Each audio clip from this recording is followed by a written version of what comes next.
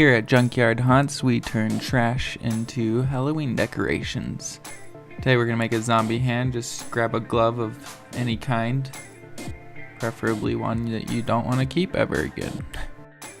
To fill the fingers, you can use anything you want, but since I'm using some newspaper, I grab a piece and roll it into like a pencil shape, and then just stick it in there. I simply do that just because it's easier to stick it all the way in there instead of trying to fill each little spot with trash. It won't get as thick and full that way. So if you want to take the time that it needs to fill up the fingers to be even more bulky, then you would have to stuff pieces in bit by bit. And then putting some duct tape at the end of the wrist in order to keep the newspaper from falling out. With the glove I'm using, the gloves just stay straight, and I didn't like that. I wanted my hand to be, the fingers bent just a little bit, not too much, not making a fist or anything. So I actually wrapped some tape around and just used the stickiness of the tape to pull that whole finger down. I notice I don't do it to all the fingers, only a couple of the fingers that I really want. Here comes the beauty of using trash to make Halloween props is it's usually really flimsy, so we need to build some structure to it so that it will last a lot longer, and that's where paper mache comes in. Paper mache is a mixture of flour and water, mixing it into the consistency that's just slightly runny, and when it dries it gets really hard. One thing I like to do when I make the mixture of paper mache is use warm water with the flour, because your hands get drenched in this stuff and it basically will freeze your hand unless you have that warm water. One simple idea when applying paper mache is if you have a big surface with not a lot of detail, use a big piece of newspaper, and when you have a little details that you need to really shine, that's when you use the smaller pieces of paper. Like in between the fingers here, you actually need the low fine pieces to put in there. Zombie hands aren't going to be complete hands, so we're going to actually take a knife here and destroy the hand a bit. I mean, when's the last time you saw a whole zombie hand, right? They're always decrepit. So I'm going to cut out some in the back of the hand, and I'm even going to just take a finger straight off. I wanted some bones to show up in my zombie hand, so I actually made them out of sticks. I have lots of sticks in my yard. My trees in my backyard just shed sticks, so I have a lot of access to those. But for the most part, you just wrap paper mache around those and then just stick them where you want them. Notice on the finger, I actually used some tape to build up little mound parts, because the bone isn't exactly like the bone on your hands have thicker and thinner parts. And so you want to try to duplicate that a little bit. You know, this doesn't have to be amazing. Whenever you make gaps and gashes in paper mache projects, you always have to go back in and fill it in, because there's now an empty hole that we need the structure there put back into place. So usually by the time I do that, that's when I'll go through and actually put a whole second coat around the whole hand. There's not a lot of structure in this hand, and so you want to put more coats of paper mache on to keep it strong. If we had used like sticks or metal well, metal would hurt, but if you used anything that was much more durable inside the hand, then you probably wouldn't need to put a whole bunch of coats. But since we only used more paper inside, it will break a lot easier.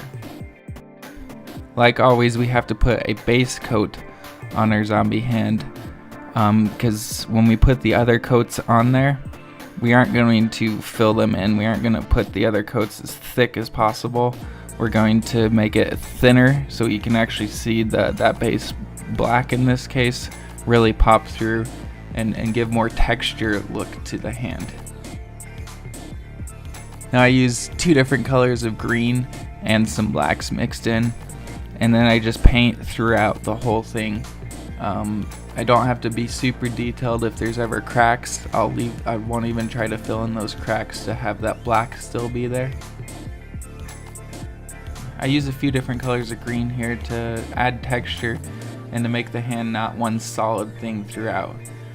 And during this, notice I don't even wait for anything to dry. I just go ahead and paint everything. It will mix colors. It will makes certain parts different than other parts. If you screw up, there is no screwing up when you paint this. Notice here that when I'm painting the bones there, I wanted it to be white, but there's still green on my brush, so it's fine. I just go ahead and add more white and paint it over it again, and I don't really worry about it. Really, that green actually makes it look a little better because it makes the bone look a little more aged instead of just a pure white bone. I actually have this spray. It's called a cranberry spray. I use it a few times throughout my project, but really I don't like it. It looks good as soon as you spray it on, like right there when I sprayed it, it looks like blood actually is there. But every time when it dries, it turns kind of pink and it looks bad. I wish it was a darker red, so I probably won't be using it much more after these projects, but that's definitely something I learned from this. So after I built it, like all my projects, I don't really have a plan before I start making these, and I work on it as I go. I wanted to add some more details to this, and I'm like, well, you know what we're missing is fingernails. So I actually just grabbed some plastic from some used yogurt cups, and I cut out little tiny fingernails and hot glue them on. And I glue up a little bit around the edges there, so because like fingernails go underneath skin, so I thought that would make it look more like it's going underneath the zombie skin. When we paint these fingernails, that little hot glue I built up around the fingernail, we're gonna obviously have to repaint that green, or else it would look goofy to match the rest of it. And then the fingernails, at first I did a base coat of white, but I wanted it to look older, aged, and gross. So I went through and added a little bit more like dirty yellow into it.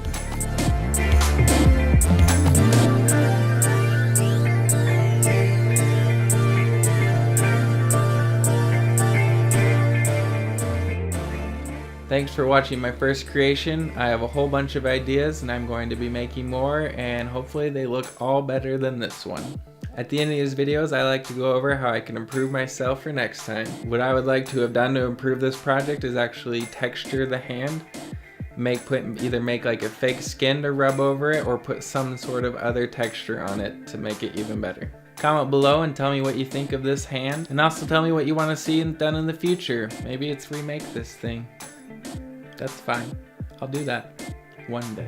Subscribe and we'll keep making more Halloween decorations. Should we see? Oh yeah, I made it out of my own hand. It'll be the same size.